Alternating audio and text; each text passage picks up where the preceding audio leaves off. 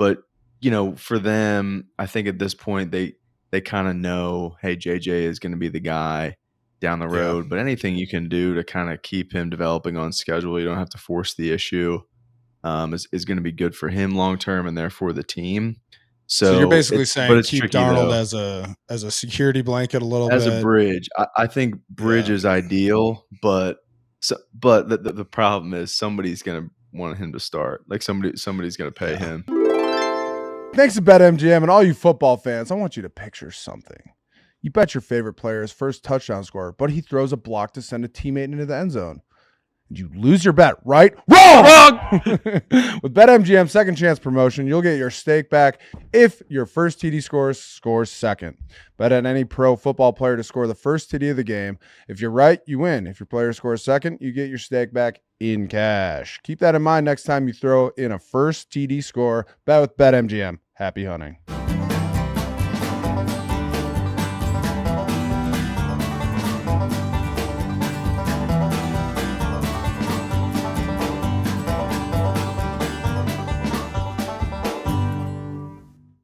What is up? It's the Butter King. I am fresh from a little Philly to Charlottesville extravaganza. I was just in Charlottesville with the boys, did some live watches, did a nice little in-person pod, and now I'm back in Tampa. Can't get enough football, so we're calling this a Wednesday roundup. We're just going to kind of hit some football stuff. Every now and then, we're going to have a guest. Today, we're just going to keep it in-house with the GLP boys. So I got Cowboy Reed, I got Nolan. We're going to talk about football, talk about the games last week, and then do a little preview to the upcoming games. So welcome, fellers. Yo. Hey, brother. Cowboy, just so you know, your mustache is not better than mine. Oh, I never said that. It was someone saying it was? Some people in the chat kind of thought that your mustache is looking crispy, but it does look crispy, but not crispier than mine. I like those people in the chat. Shout out to those people in the chat. These are some awesome stashes. I trimmed mine last night, so it probably is looking a little less crispy. So I will bequeath my mustache crown to you. Let me put that on right. All right, so let's get started. I think one of the first things we want to do is just talk about the game. The season's kind of wrapped up, right? Obviously, wild card weekend is a big one. It's kind of one of my favorite weekends in football. Talked about that with Cam last week. Cam fucking loves wild card weekend, but it was fun to actually attend the Eagles-Packers game in person. Great to be back at the link. Ran into a bunch of old teammates. Obviously, C. Long was there. Saw Kell, saw Fletcher, Benny Logan, Brandon Graham, Vinny Curry, a bunch of D linemen. Then we hung out in the box with Andrew Whitworth, who was rocking a Lane Johnson jersey, which was kind of cool because that's two legendary offensive linemen, two of the best tackles in the game. And then I didn't realize Witt played for like 16 years. So impressive player, man. Yeah, he's a fucking beast. But yeah, let's just get right into it, Nolan. How you feeling about some of these teams heading into the offseason? Why don't we just start? We'll start with the Packers since their season ended at the link on Sunday. Yeah, I think looking at these teams who lost this weekend, the wild card weekend, that feel you have around them. Packers is probably one where, like, if we were to call it like up, down, or flat trajectory, like kind of where they're going right now heading into the offseason, I kind of feel like for them, there were moments throughout the season where you felt like this is going to be a really tough team to beat in January, but they just didn't have that consistency all the way through, and I think they kind of ended the season really flat. And that performance on Sunday, I mean, we saw it live. It was they just not being able to get anything going offensively was really disappointing, especially with they have a great play caller there. They have a ton of weapons. I think more than anything, it was more of a matter of Jordan Love not being healthy the whole season. Well, that's actually something kind of flat. Yeah, I mean, we talked about it a little bit. We talked about that a little bit on the live show on Monday. One thing I was disappointed about with the Packers is just they did such a good job of adapting to Jordan Love being hurt during the course of the regular season. Like, they were still humming with a quarterback that no one was expecting to play as well as he did. And I think I was expecting them to make a little bit better adjustments with Christian Watson being out and then a couple other wide receivers banged up during the course of that game against the Eagles. I think there are some positives to take from the Packers. Like Josh Jacobs is kind of a fucking dog. He's a I think stud. that's a positive. He looked really good. So that's going to be a key piece for them moving forward. The thing for me is like, I like Jordan Love a lot. I think he's a really talented quarterback, but like, when's he going to take that next step? You know, like when is he going to win a playoff game? When is he going to kind of dominate and be the guy? And we didn't see that on Sunday against the Eagles. And I think, you know, he's still pretty young, but like, let's get going, man. Like, let's take that step into being an elite quarterback. Yeah, you want to see it's almost just like a consistency thing as far as just a play-to-play basis. Like his highlight reel, like you're saying with the talent, it's as good as anybody's. Like his wow throws are awesome, but you just want to see them in the passing game kind of be less reliant on the kill shot all the time. That's what it felt like they didn't have that on Sunday against the Eagles, right? They didn't have that. And like, you know, they had some impressive drives where they possessed the ball and, you know, kind of move the ball downfield with Josh Jacobs in the run game and then a couple, you know, passes to tight ends and things like that. But it's like when they don't have that deep shot, they just feel really one-dimensional. And he threw a lot of picks in that game, and that's kind of part of it. Not having that deep ball and not having the comfort with those wide receivers is tough. We talked a little bit about it on Monday with in the reaction show, but is this a team that needs to go out and get that number one wide receiver? Is there a different position that they need to go attack in the offseason? What do you guys feel? I think they do. I mean, personally, especially just based on that game, you know, it's pretty fresh in the memory, and it will be for the Packers organization until they play another football game. I think they do. Yeah, I think they do too. And there's obviously a good core of pass catchers they have there. It felt like early in the season, the way Jaden Reed started out, it was looking like, okay, this is that number one guy. But I just felt like in some of those big spots, like we talked about the Packers not being able to close out some big games this season, he kind of disappeared a little bit. And that's typically kind of your mechanism for kind of gauging where does this guy stand in the number one receiver conversation. So I think an addition for them in the perimeter would go a long way. Yeah.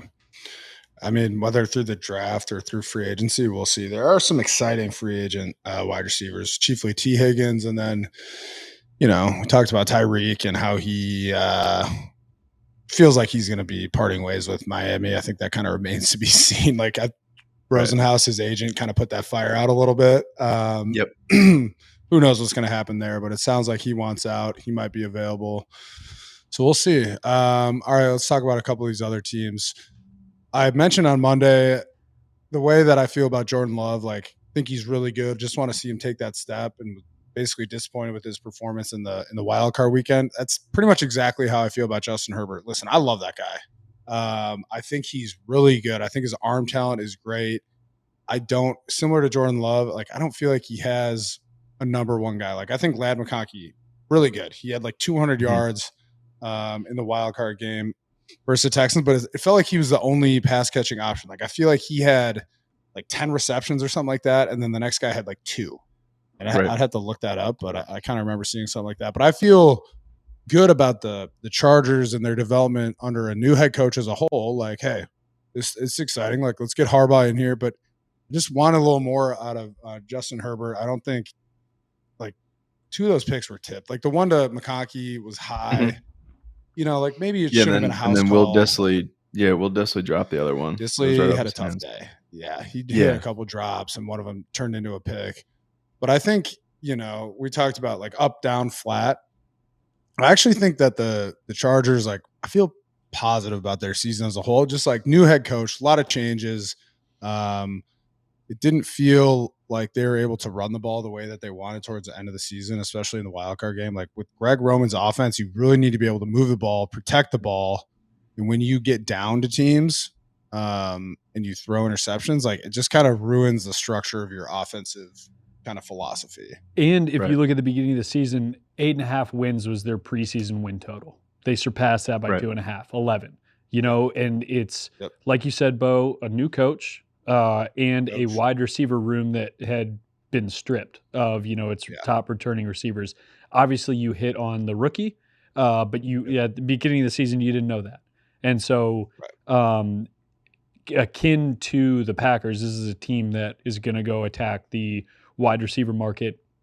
But do you think that they also need to attack the offensive line market, specifically guard and center?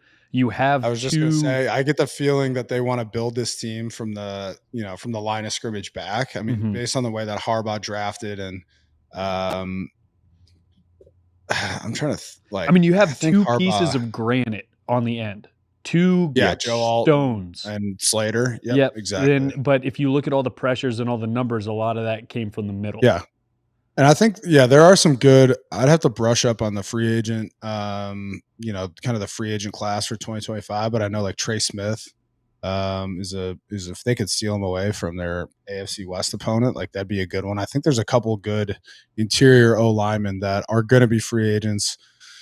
I get the sense that Harbaugh is like really putting the O line on on a pedestal, and he wants to build his team around his offensive line based on what he said after the draft last year. So I would expect that, but I just think I keep thinking about if they would get T. Higgins, like how explosive their offense would be. Not to take anything away from Ladd McConkey, like he had a great year, but to me, you get an explosive guy that's just going to open him up even more. And kind of, if they can get a guy who's a huge deep threat, then, they can do their run game, then take big play action shots off of it. And Herbert's got a big arm. So I think that would really elevate their team. It could be you look at a guy with the Eagles, Mekhi Becton. And I'm pretty sure he's a free agent. That's a guy who's kind of revitalized at the interior offensive line position because he went to Stoutland U. He really helped himself out. He's going to make some money. He's going to make some money for sure. Stout. Yeah. But if you're a Chargers fan, are you happy with the running back room? Like, obviously, it's two guys that are, they had some success, but they also had some injuries, and J.K. Dobbins and Gus Edwards. Is that a piece that they also look? Maybe they go get an Aaron Jones in free agency, maybe a bigger name that can thrive or succeed without a big interior lineman signing? I think if you're a Chargers fan, you probably want like a sexy running back, maybe in the draft, or I think it's a pretty good running back class in the draft or in free agency. But I don't know if the Chargers, to me, I get the sense that they're going to build their team around the big fellas. So I mean, that's kind of what my kind of gut tells me that they're not going to spend a bunch of money on a free agent running back, but who knows? Harbaugh's it's hard to feel him out sometimes. Hard to feel that Harbaugh guy out, especially when he's in the hot tub wearing all his clothes.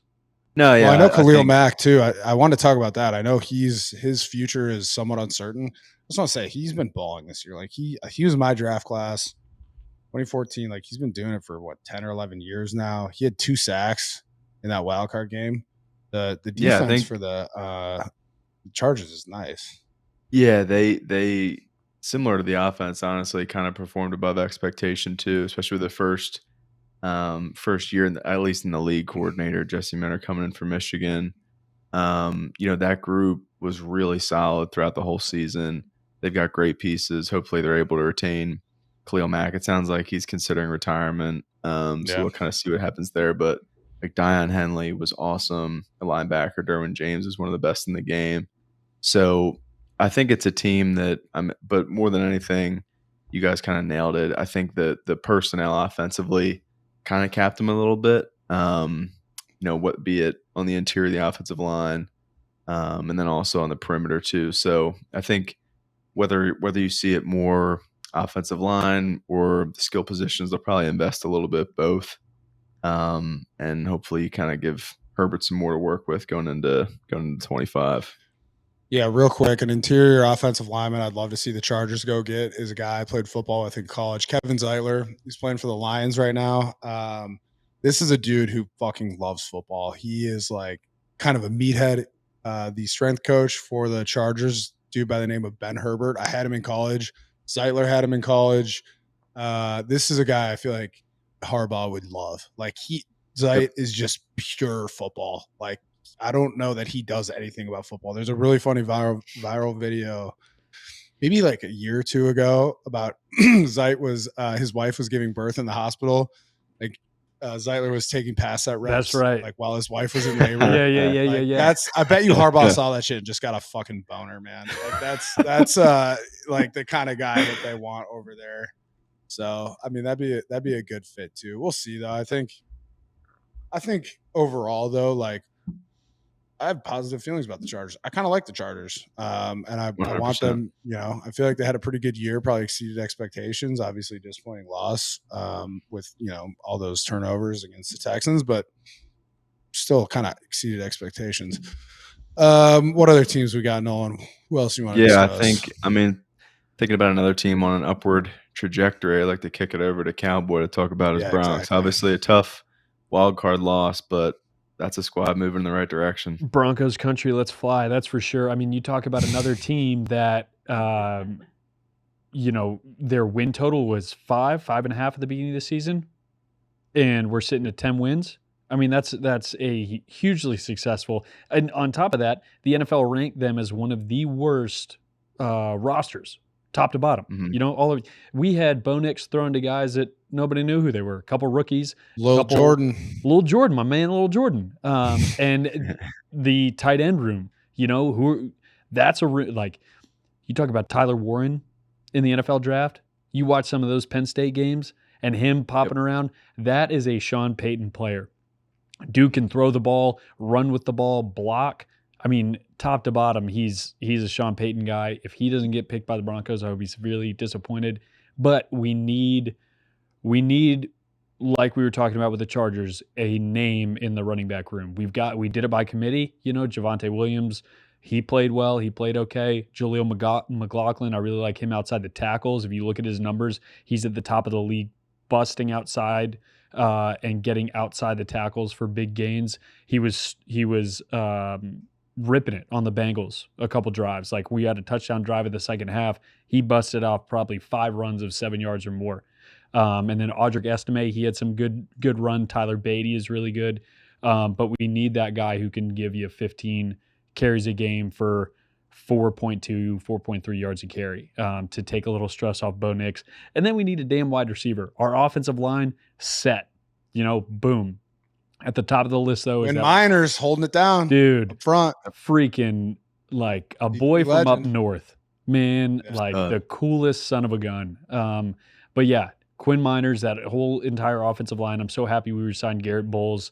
But top of the list needs to be a wide receiver, a playmaking wide receiver, and a inside linebacker, some guy with coverage skills. Because Cody Barton, after Alex Singleton went down. It was a little tough to cover, as Chris talked about on the show, running backs out of the backfield. Cody Barton had Maybe they throw the bag at Zach Bond. What do you think? I don't think he's getting out of Philly. I don't think. I mean, Nolan can talk to that. I don't think he's getting out of Philly. No, please, God, no. Please, God, no. Cowboy, what about a potential Sean Payton, Alvin Kamara reunion? I'd dig it. That could be. I'd love it. Yeah. You look at Alvin Kamara. Yeah, for sure. But I mean, you look at the running back's lifespan is short as it, already. And he's kind of hitting the end of that thing. Now, I'm not calling him old. I'm not saying he's washed, because he balled out again this year. Almost year after year, he performs. And is a guy with familiarity. And on top of that, how much is that guy going to help Bo Nix? Hey, man, I've done it with Drew Brees. This is how he would have seen it. Hey, man, I've done it with this guy. This is how he would have seen it. Hey, man, wow, that's a really interesting way to see it. I never thought of that. That's really cool. Yeah, I want him, for sure. And I think he could be cool to lead that running back room with young guys like Jaleel McLaughlin and Audric Estime and Tyler Beatty. Cool. For sure. So, pretty succinct Broncos roundup there, Reed. Dude, we don't fuck around over here. That was great. I got my Sports Illustrated Broncos jacket. Yeah. I count 8 straight years over 1,000 all-purpose yards for Alvin Kamara. So it doesn't look like any signs of slowing down. Mm-mm. I think he would look great in the orange and blue there. I mean, he fills that Sean Payton Joker role to a T. You had Reggie Bush before him, Mark Ingram, You need somebody in that role who's reliable to bounce a ball, get some yards, and make a few plays, baby. All right, let's move on. Talking about these wild card, postmortems, we're calling it. We're talking up, down, or flat for these trajectories. Let's talk about the Minnesota Vikings. I think it was an incredibly disappointing game for them, just for the way that they finished their season. I'm going to say down, just because I think general feeling in Minnesota, likely in that organization, is that they were capable of so much more and just ended on such a low note for a great season. And to me, I think part of it is, we talk about the Lions hangover on the podcast a lot. I'm not necessarily sure, how much that factored into it. More so just, when you're having a magical season and you get beat like that in Detroit against a division opponent, it kind of shatters the illusion a little bit. You know what I mean? Like, that's kind of what I was thinking. Yep. I feel like Vikings fans, like, I'm from Minnesota. I'm in a group chat with all my boys from high school, and they've, like, as soon as that Lions game was over, they were all just like, okay, they're gonna lose next in the playoffs, like first round of the playoffs, like they're out. I really was pushing for the Vikings. Like, I wanted them to win just because I love KO. I really like Sam Darnold. I was really hoping that he'd play well, and he didn't. And then I just had so much confidence in Matt Stafford in the playoffs. Going into the game, I really felt good about Stafford's matchup against Brian Flores and B-Flow's defense, just because Stafford is a vet. Like, he's seen it all.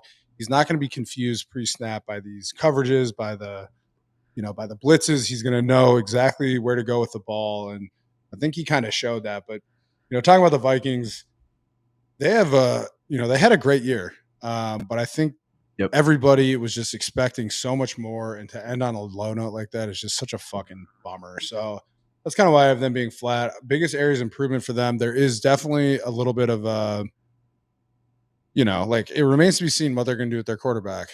Sam Darnold was the guy. You saw him, I think it was after week 15, he got the champagne shower in the locker room. Like, those guys obviously love him, and he played so good for 14 weeks. Like, he was great. It seemed like he'd kind of completely changed the narrative for him. And then for him to end on such a low note, like, you just get the sense, there were conversations about, like, do we franchise tag him? Obviously, they have their rookie that they drafted in the first round, McCarthy from Michigan. They also picked up Daniel Jones, and he's on the roster.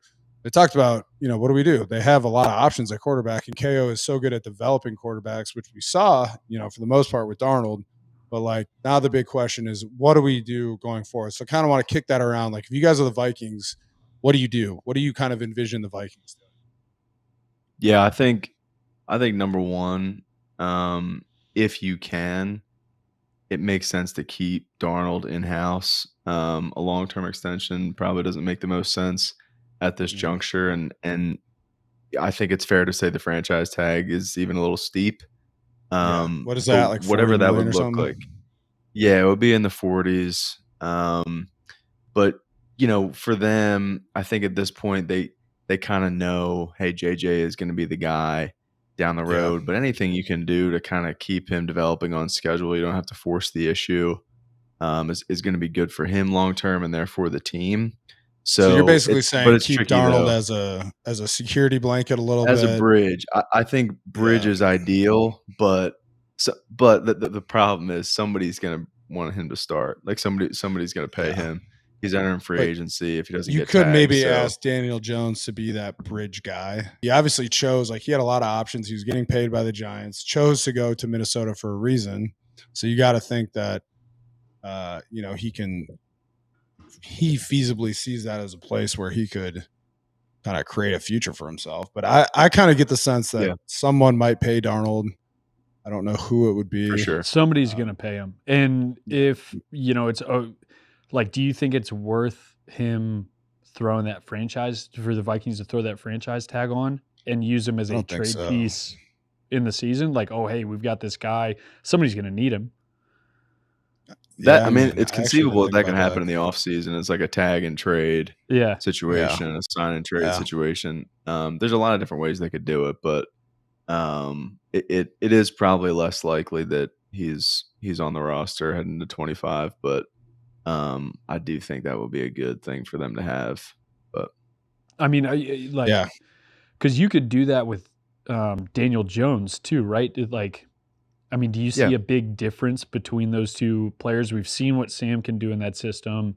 Maybe they've seen it at practice. Daniel can be the same kind of guy. They can be okay with Sam leaving and I getting think the scooped up by difference another. is that Darnold did it on the field for 14 Yeah. most of the regular season. But I just don't know. Like it's like everyone is just immediately out on Darnold after his most recent 2 games against the Lions and then the Rams. And it's tough. Let me just say this. The Rams did a really good job of pressuring him in this game. I think he held onto the ball a little bit, but like the Vikings offensive line did not really help Sam Darnold at all. They lost him millions of dollars in free agency. But it's like it just felt like a perfect storm where like the Vikings didn't seem that confident. They weren't really moving the ball. There was a lot of pressure. I think there was like 5 sacks in the first half from the Rams, young defensive front 7. And it's tough, man. Like I felt for Sam Darnold the whole time. It's like I just wanted him to succeed so badly, and I wanted the Vikings to win. And it just felt like the Rams were like didn't even fucking give him a chance. Yeah. So it's tough. And the Vikings have a lot of free agent. A lot of their core guys are up for free agency. Cam Bynum. They've got their top 4 cornerbacks and their 2 starting safeties are all up. So under everyone's talking about the quarterback, but they have their damn near their entire secondary that they either need to resign or go out and get someone new. Gilly played well. Aaron Stephen Jones Gilmore, also. Aaron Jones, obviously a piece there. And maybe you liked what you saw from Cam Akers. He has the familiarity from LA, being in LA with KOC. But I mean, like, the secondary is not a piece to overlook. I don't know what you think about that, Nolan. If you think like maybe they need an overhaul anyway, or if these guys can just get flipped and re-signed. Yeah, I think that secondary, throughout the entire season, explosive passing plays was a huge problem. They couldn't really seem to find a way to get that corrected, especially in the middle of the field. And I think that some of the things they did from a coverage standpoint were to try to compensate for the corner personnel they had in some spots. So I think they would love to have, if in the draft, say you can find a lockdown corner early in the draft, that would go a long way for them. I'm not sure what the free agency options will look like, but I think adding talent to that corner room would really help them be in a better position, keeping the kind of big passing plays in front of them going into next year for sure. DJ Reed, Charvarius Yeah. Ward, both out there. Yep. Maybe you go get one of those guys. But Beau, another team that lost in the wild card round that you have familiarity with, the Tampa Bay Buccaneers. Do you put them in upward, downward, or flat trend? I was thinking about that. I think I'd probably say flat, maybe like slightly downward. I don't know. Like it's hard. Like going into the season, I think the NFC South is pretty weak. Okay, like just straight up. I think everyone was kind of expecting the Bucs to win. Now Liam Cohen did a really good job for them as a first year offensive coordinator. Talked with Cam Brate about that a lot last week, but I think frankly the Bucs fucked it up. Like they had a chance to win this game against the Commies. They had some critical errors, a fumble on, an end around to Jalen McMillan and then a botch snap that ended up being like a 4-yard TFL to Bucky Irving in a critical moment. It was like 3rd and inches with, 4 minutes left or something like that. And it's like, football's a game of inches. You take those 2 plays away, like in the playoffs, playoff football should come down to a handful of plays that decide the game. And that's really how I felt about that Bucs game. I think some of the positives, like you love the way Baker Mayfield played. You love the way the offensive line played with the run game, Bucky Irving and Rashad White and Sean Tucker. So those are some positives. I think defensively, I think the Bucs probably wanted to do more. I think their defensive backfield limited them a lot, and then they didn't have an edge rusher, and that's kind of what hurt them, I feel like. Because those 2 things, like having an edge rusher and having a vet defensive backfield of guys who are consistently on the field, like is so good for your defense. Like those 2 things work in tandem. And not to say that the Bucs have a bad defensive backfield. Those guys are just injured a lot. Like Winfield was hurt a lot. Jordan Whitehead got hurt. He wasn't on the field for the last game. Jamel Dean was hurt at various times during the season. So for me, I think that they need to go get an edge rusher. That to me is the biggest one. I know Anthony Nelson is going to be a free agent.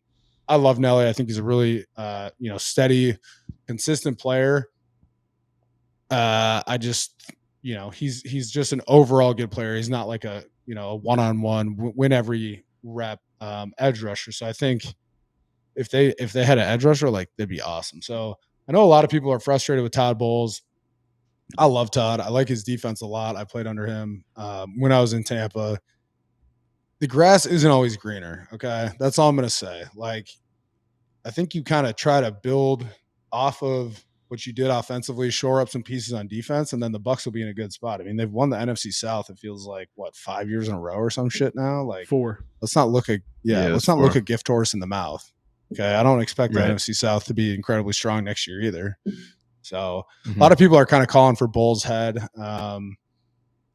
I don't really know why. And that kind of brings me to this next one that I want to talk about, and that's the Steelers. I kind of see those similarities, like I see those situations being somewhat similar. Like, how are you going to call for Mike Tomlin's head with, the simple fact that he's has never had a losing season? Like, the grass is not always greener. It's so fucking hard to win in the NFL, and people forget how successful Tomlin's been. And I know maybe this Steelers season was disappointing, but I don't think you make any drastic moves there. I think, I mean, they're similar to the Vikings, right? They have to make a decision at quarterback. They don't have any quarterbacks on the roster right now. Do you keep Justin Fields? Do you see, like, maybe he learned something this season behind Russ? Do you keep Russell Wilson? If you look at the stats off the playoffs, he had some of the best deep ball, throwing past 20-yard stats of the wild card round quarterbacks. Now, you could also view that as a George Pickens stat. It's not, Russ lobbing it up there and George coming down with it. That could be a wide receiver stat. Those are the decisions that Omar Khan and Mike Tomlin have to make going into this year. Now, you could roll the dice. Chris brought up Tanner McKee the other day. Maybe he's somebody that gets away from the Eagles because he showed enough. He might have had his Matt Flynn game, And then there's some guys, Zach Wilson. Maybe he had a good enough learning experience to get some confidence back. He has raw tools. Maybe Kirk Cousins. Yeah. Sam Darnold. I don't know. Yeah. I mean, I truly don't know what the Steelers are going to do at quarterback. I get the sense that they're going to move on from what they've had. That's just because just kind of where Russell's at in his career. I don't know that he necessarily showed. I love Russell, but Russell Wilson is Russell Wilson in 2024, not Russell Wilson in 2016, 2015. Right. Yeah, exactly. Is there a quarterback out there, Nolan, that you think is he's a Steeler? He could be a Steeler. He could succeed or have some success in the NFL period. I mean, as far as like veteran options available, I mean, nobody really jumps out, to be honest. Yeah. And I think that's generally the case with QBs is like, you're either the guy or not. And like, if, like for instance, like somebody would throw out like, oh, maybe you trade for Geno Smith. It's like, well, you look at the receiver room he had to work with in Seattle, and then you bring him to Pittsburgh, and it's a little bit of a drop off as far as the entire group. Yeah. Mm-hmm. Can you expect different results? But I would agree with you, Beau. I think that what kind of got this organization a little bit off schedule, I think, is kind of missing on the Kenny Pickett pick. Like he was kind of the heir apparent to Ben, and then that not working out, you end up in this quarterback purgatory situation. But I agree that you look at his body of work, and I mean, what head coach in this league can win without a QB? I mean, it's impossible. It's the most important position on the field, Yeah, right. Exactly. So I think any of the, it's a passionate fan base and they want to win, but I totally agree with you. Like you have a Hall of Fame coach. And I think he deserves another chance, another spin at the quarterback wheel. Well, with where you're at with your quarterback, like, let's not get rid of our guy, Tomlin. Like, that's just going to create more chaos to me. Exactly. Yep. Totally. Najee Harris is a free agent. Did they make a move to re-sign him? It kind of seems like they're ready to move on with Jalen Warren, despite the fact that we've got 4 straight seasons of Najee Harris 1,000 yards with a not top of the line, not top tier offensive line, right? Is he I somebody? thought their I offensive think line was pretty good at the beginning of the year. They're much better this season than they had been, the last 2 or 3 I years. think they but should. I personally think I think they should re-sign him. I think it's kind of the kind of football they want to play in Pittsburgh. But Mhm. I don't really know. I think they should. I don't know if they will. I think them, not exercising that 5th-year option, people interpret that as Right. them being able to say or being comfortable saying bye, but it could also be a price thing. I mean, they Mhm. might feel like, rather than put them on the 5th-year option, we can sign them back for cheaper than what you'd have to pay him on that. I love Jalen Warren. I wish he got more tread, but they need multiple bodies, especially the kind of football they want to play. Yeah, we talked And about they have earlier, like Cordero Patterson too, right? Yep. I mean, Yep. he's got some juice. Yeah, but shoot, Arthur Just- Smith might roll. Cordero Patterson might be up out of there and following Arthur Smith in the vaunted trail him along. FedEx offense. But you talked about we talked about the Chargers a little while ago, and like up in that running back room, I think Najee Harris would be He would be a good fit. with Greg Roman and Harbaugh out there. That's like especially if- football circa 2008. Yep, exactly. Just give the ball to Najee, 22, 21 25. personnel, Oh, 22 man. personnel. Jim Harbaugh would be like, Scott Matlock. Scott Matlock, dude. Oh, man. Well, we were talking a little bit about it earlier. The Rams-Vikings game Monday night. Everyone thought it was going to be one hell of a game. It turned into kind of a dud, and there was a big turning point that a lot of people are talking about early in the game. The fumble return on Matthew Stafford's little toss. Was it a throw? Was it a fumble? That game, it would have been tied. Yeah. The momentum completely changed. That was a huge. And shortly thereafter, there was a fumble return by the Rams, and after that, it was kind of a breakaway. Yeah. I mean, this play is so polarizing. Like, I look at it basically like this, and this is hard to say as a defensive player, but like to me, this is just a vet QB in Stafford, understanding the rules, knowing the situation, and kind of not exploiting, but like using the rules to his advantage. Like to me, it seemed very clear that he was trying to kind of flip the ball to Puka. You could see Puka kind of flash his hands a little bit, and Stafford just does a little. And yeah, I mean, I don't think it's.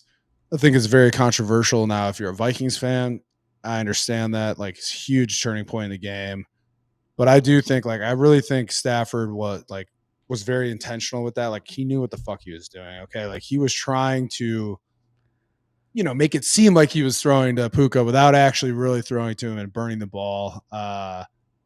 So yeah, I think, but that's kind of my read on it. If he doesn't have a defender on his back, kind of bending him down, if he's standing straight up and he makes the same motion, I think that's called a fumble. I think they rule that a fumble, but because he's kind of down, and to your point, kind of uses the fact that I couldn't get my arm up, I'm doing the best I can, and uses that, is really, really smart with the rules. I think that's you're totally on with pretty that. vet savvy situation there from Stafford, but I mean, what do you think, Nolan? No, I agree. I think it's ultimately a failure of the rule. He wasn't attempting a pass. I mean, you can't it's just disingenuous to think that or to say that. He, to your point, Beau, he's a vet. He knows exactly where this guy is supposed to be on the field. And so he feels himself going down, and he's just going to flick it in that direction. But it is just such a shame, man. I mean, that would have tied the game up at 10. I mean, it's a total game changer. I think if they let that be a fumble for a touchdown, it creates for a better product, a better viewing product. 100%. Yeah. And that's the only thing. And then the Vikings are in the game, and it's a little more exciting, but it's hard. And I think Vikings fans are probably not very happy with the officiating from this game. I mean, you saw the face mask on Blake Cashman that they called in from the booth. There was no flag on the field. And it's like, what the fuck are we doing? Since when are we calling in penalties from the booth? And then you even factor in the fact that when they played each other the first time, there was a face mask that wasn't called. And if you're a Vikings fan, if I'm like, I would be fucking pissed. If I'm a player, I'm like, what the fuck are you guys doing? Like, how are you? Yeah, I mean, we all get frustrated at the officials. I think players especially so.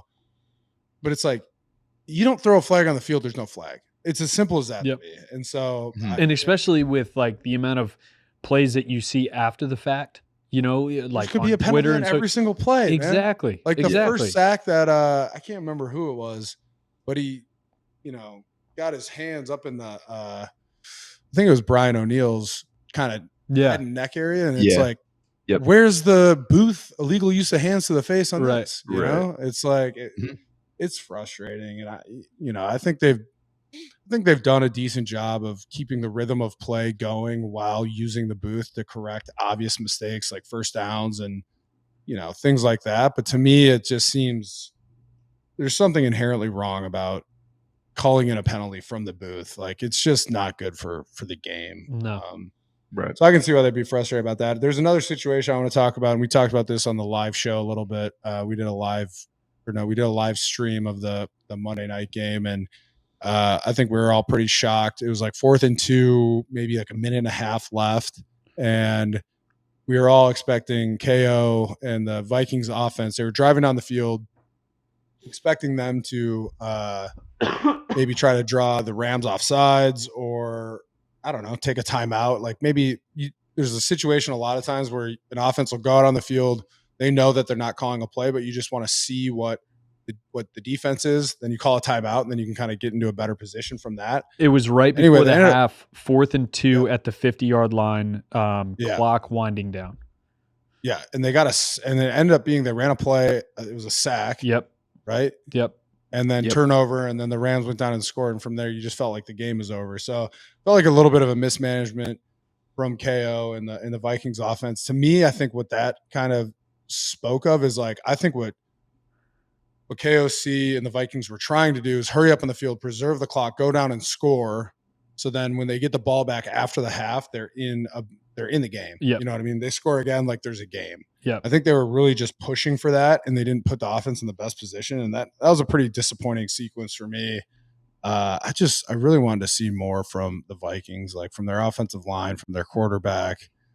And it just felt a lot of times like Sam was under so much pressure early. He didn't feel comfortable, was taking a lot of sacks, obviously, and then just wasn't really like distributing the ball well to his – I mean, he's got some fucking good playmakers around him on offense. So. I mean, you saw every time he, was sitting in the pocket, and you saw him go through his reads. He went here, here, here. You could see his helmet move, and none of those reads were open. I thought that the Rams did a really good job of taking those initial.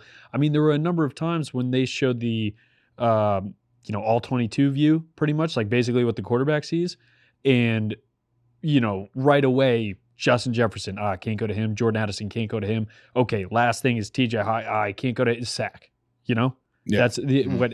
To me, I think that speaks to like these are two coaches that are super familiar with each other, like they're buddies. Been together previously. It's like you just get a sense that they kind of knew what the Vikings were going for offensively. You know what it felt like? The Super Bowl Patriots Rams. A few years ago when Sean McVay was there and was just outcoached by Belichick. Belichick had the defensive game plan locked for the Rams and just didn't know what to do. They ended with that shot that Gilmore picked off down at the goal line. It felt a little like that where Sean McVay might have, he might have been there. He might have known the situation a little more and been like, okay, I can exploit these things from Kevin O'Connell, and he might not be ready to make the adjustments or know exactly what to do. And let's put the pressure on him. And Kevin O'Connell said it after the game, hey, I didn't have my best game.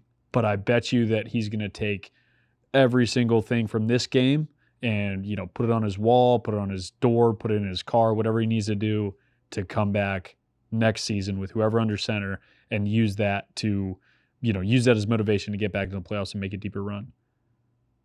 Yeah. Yeah, 100%. And for sure, for speaking to the job the Rams coaching staff did in that game, it was kind of nice for them getting handed the blueprint from the week prior with the way Aaron Glenn, that Lions defense shut them down. You said it, Reed, like they did such a good job taking away that first read and basically capitalizing on the fact that Darnold's been a little bit rattled these last 2 weeks with the pressure in his face. And so as soon as you take that first read away, his eyes are coming down to the rush.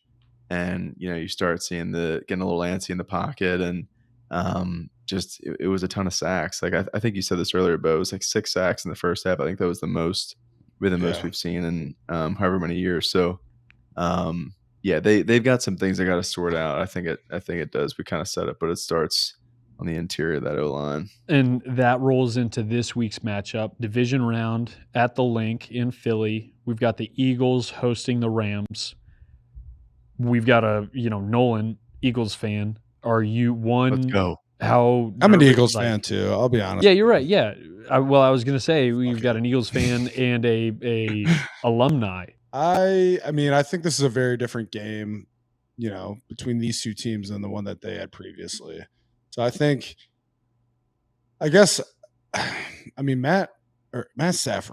Stafford looked fucking dialed in the first half. Here's the thing. Here's the thing with Stafford is his like ball is so nice.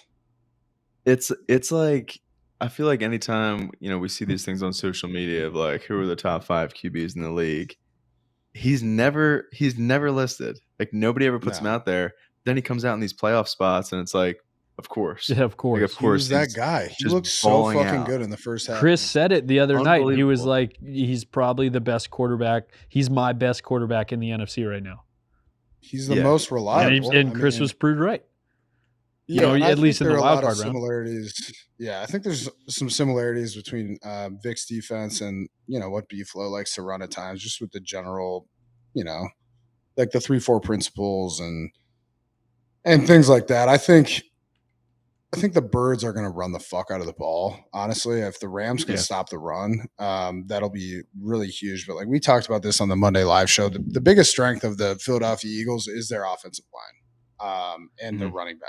So like just ride that. I just saw Ralph just sent me. It's looking like it's going to be a snow game up in Philly, which is fucking sick. I think that actually favors the Eagles a little bit at home. I would love a snow game, like snow game in the playoffs. That's beautiful. Especially Conway an indoor team that had, they play 8-9 games out of the season indoors. I'm fucking excited to see the Rams defensive front 7 against the Eagles offensive line and tight ends. Like that's going to be a great matchup because they have some really good dynamic young defensive linemen in LA, and like, Juergens, Dickerson, Mekhi Becton's playing great. Then like Lane Johnson, the people's all pro, like this is with Jared Verse, who's a rookie, who's a very physical rusher. Like this is going to be a fun matchup for me. Like this game is going to be won or lost in the trenches. So I think that's kind of what you want out of playoff football.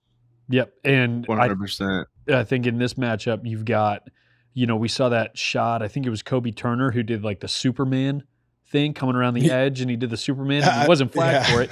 I think if that happens in this game, you're going to see 5 angry Eagles offensive line come over after that. And Connor Barwin texted me. He was like, dude, this reminds me so much of Trent Cole, because Trent used to do that shit all the time too, and we would die over it. Like, dude, he was in the air for like 4 seconds. That's so long. I mean, it's so the coolest funny. picture. Yeah. But Nolan, do you feel, obviously Nakobe Dean out for this game and the rest of the playoffs? Vic Fangio said Oren Burks and Jeremiah Trotter Jr. are both going to get run, maybe Trotter Jr. a little more. Rookie, obviously, he said he's the future, and the future might be now. Is that something that you're excited about as an Eagles fan? Yeah, I mean, definitely excited about. Obviously, the namesake is legendary in that city. I think so excited there into the future. I think in this game, though, that's going to be a matchup where the Rams passing game plan is gonna start, is trying to get matchups, kind of targeting that linebacker spot opposite Zach Bond, because the Eagles secondary, as good as these Rams receivers are, you feel good about the way they match up. Like Mitchell's been awesome this year as a rookie. DeJean's been awesome as a rookie. Slay is still playing really good ball. Like I think they match up fine. I think the Rams will kind of look to attack the middle of the field more like they did the other night. I mean, we talked about it, but Stafford in the middle of the field, 9 of 11, 109 yards, 2 tuds, 147.5 passer rating. He was surgical there. So that's definitely something they're going to look to go after, whoever that is in that spot. You talk about the wide receiver DB matchup, the LA receivers against the Eagles DBs. I think if Kupp and Slay match up together, that's going to be one hell of a veteran like matchup. Yeah. Two dudes who have done it, probably watch exactly what the other guy's going to do. Like that's going to be cool to watch. Maybe Cooper and Puka, 100%. a couple young studs. Yep. Fun to Yeah, watch. true. But yeah, we are looking forward to this game. Always fun to get a playoff game at the link. Maybe some representatives from Greenlight will be there. A little too early in the week. We'll figure that shit out. But we kind of a little good luck charm last week, boys. So might need to run it back. Yeah, baby. Wear that ring again. Get your sideline pass. Yeah, eat those chicken tenders with the ring on. Yeah. A couple cannolis. Well, ship. Yeah, a couple cannolis. Big Dom. God, that was so fucking. That was so cool. And Chris is like, "Come with me, Boo. Come with me, Come Boo. on, Boo. Come on, Boo." Come on, Boo. Dude, I was just kind of walking in the bowels of the link, the tunnels, looking for Chris and Kels, and like Dom just pops out of a random door. He's like, "Come on in," like a bouncer. You know, in Goodfellas when they go in through the back. Yeah, that's yeah, kind of yeah. what I felt like. Yeah. And, Bo's like, "I hate going that way. You wait in a line. You go this way." yeah, Yeah. You walk around a corner like then- Connor Barwin's talking to somebody, and you're like, "Always you two." yeah. Right. It was good though, man. Like it was fun to be down there pregame, and cannoli was fucking good. So Good deal. Well, I hope you run it back this Run that weekend. It's going to be another great weekend of football. We've only got a few left, so we cherish them while we can. yeah. And then going forward, like drop some stuff in the comments. This, we're still kind of figuring out what exactly the Wednesday roundup is going to be. Might be guest driven at times, football conversation driven, like it was today. So if you guys want us to kind of talk about a specific topic, or if you have questions about specific players, we can always filter in some casual discussion about that. Whatever you guys, we're here for the fucking people. Okay. Tell us what you like. Tell us what you don't like. If you want us to fuck off, we'll fuck off for like a little, Exactly. and then we'll come right back. No, we won't. Yeah. We're not going anywhere. We're gonna be I'm not here. fucking leaving.